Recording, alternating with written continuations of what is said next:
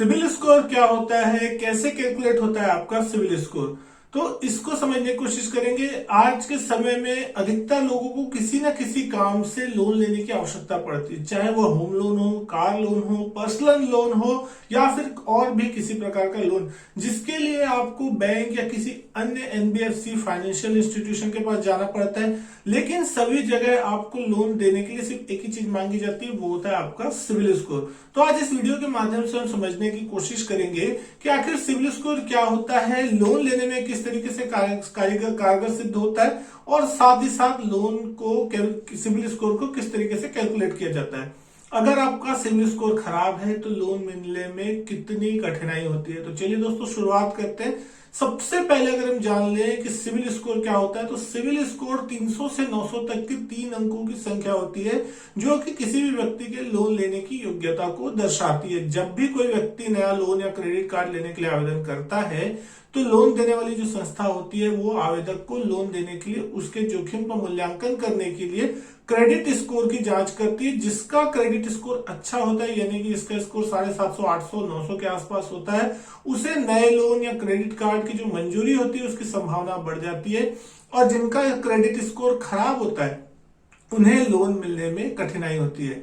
Civil क्या होता है, सिविल का परिचय अगर हम पूरा समझे तो सिविल का पूरा नाम होता है credit information bureau India limited. यह क्रेडिट की जानकारी देने वाली कंपनी है जो व्यक्तियों और संगठनों की क्रेडिट संबंधित सभी गतिविधियों के रिकॉर्ड मेंटेन करती है। बैंक, गैर बैंकिंग फाइनेंस कंपनियां और दूसरे फाइनेंशियल इंस्टीट्यूशन ग्राहकों की सभी क्रेडिट जानकारी ब्यूरो को सबमिट करते हैं। इस जानकारी के अनुसार सिविल डिपार्टमेंट जो होता है वो क्रेडिट से जुड़ी जानकारी सीआईआर यानी कि क्रेडिट इंफॉर्मेशन रिपोर्ट और कस्टमर को क्रेडिट स्कोर देता है। सिविल कैसे काम करता है इसको समझें। तो सिविल की भारतीय रिजर्व बैंक द्वारा लाइसेंस प्राप्त है। यह 2005 के credit information company regulation act द्वारा शासित है। यह व्यक्तियों और कंपनियों के क्रेडिट स्कोर, क्रेडिट रैंक और क्रेडिट रिपोर्ट जनरेट करती है। यह रिपोर्ट नए क्रेडिट लोन जैसे क्रेडिट कार्ड के आवेदनों की मंजूरी के लिए महत्वपूर्ण भूमिका निभाती है।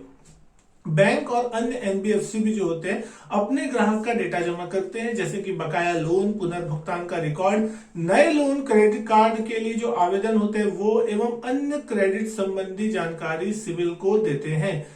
ट्रांस यूनियन सिविल डेटा का मूल्यांकन करता है और उन व्यक्तियों के लिए क्रेडिट रिपोर्ट बनाता है जिनमें क्रेडिट स्कोर भी शामिल होता है। वही व्यवसाय के लिए क्रेडिट रिपोर्ट में क्रेडिट रैंक होता है। सिविल स्कोर कैसे कैलकुलेट किया जाता है, ये बहुत इंपॉर्टेंट सवाल होता है। तो अगर हम समझने की कोशिश करें तो बैंक आपको लोन देगा या नहीं देगा, ये काफी कुछ आपके सिविल स्कोर पर निर्भर करता है। ऐसे में ये जानना बहुत जरूरी होता है कि सिविल स्कोर का कैलकुलेशन कैसे होता है। कुछ महत्वपूर्ण ऐसी बातें हैं जिनका आपके सिविल स्कोर पर बहुत बड़ा प्रभाव पड़ता है। सबसे पहला, लोन के विषय में बहुत ज्यादा पूछताछ करने पर आपके स्कोर पर नकारात्मक प्रभाव पड़ता है। हाई क्रेडिट यूटिलाइजेशन लिमिट समय के साथ कर्ज बढ़ने का संकेत देती है, इससे आपके स्कोर पर नकारात्मक प्रभाव पड़ता है। अगर आप देर से ईएमआई भरते हैं या डिफॉल्ट करते हैं तो आपके सिविल स्कोर पर नेगेटिव इंपैक्ट पड़ता है।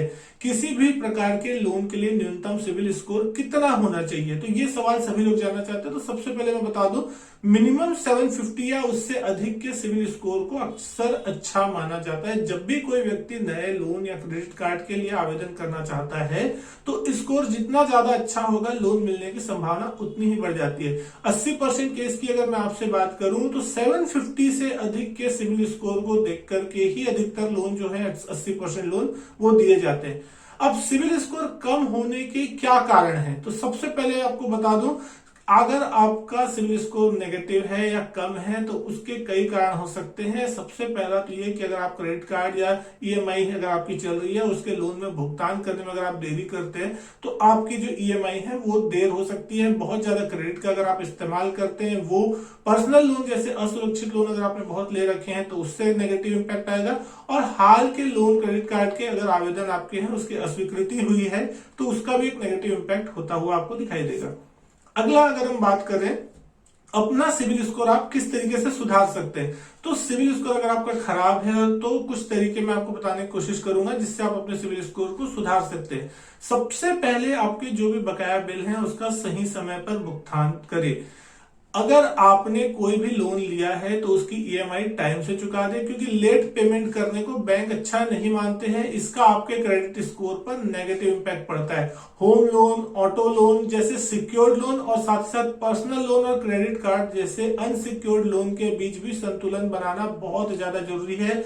बहुत ज्यादा अनसिक्योर्ड लोन को अच्छा नहीं माना जाता। बहुत ज्यादा क्रेडिट का इस्तेमाल ना करें, यानी जितने खर्चे हैं उसके हिसाब से ही खर्चे करें, जरूरत के हिसाब से, तो ज्यादा अच्छा होगा। साल में कम से कम एक बार अपने क्रेडिट स्कोर को देखना एक अच्छी आदत मानी जाती है। तो अगर दोस्तों आप ऊपर बताई गई सभी बातों का ध्यान रखते हैं और भविष्य में लोन लेना चाहते हैं तो आज से ही अपने सिविल को सुधारने का प्रयास कीजिए, ताकि आगे चल के लोन लेने में आपको किसी प्रकार की कोई कठिनाई ना हो। तो दोस्तों उम्मीद करता हूं वीडियो जो है आपको पसंद आई होगी, आपको इन्फॉर्मेटिव लगी होगी। वीडियो अच्छी लगी तो वीडियो लाइक करें, शेयर करें अपने दोस्तों के साथ। चैनल नहीं किया सब्सक्राइब तो चैनल सब्सक्राइब जरूर करें।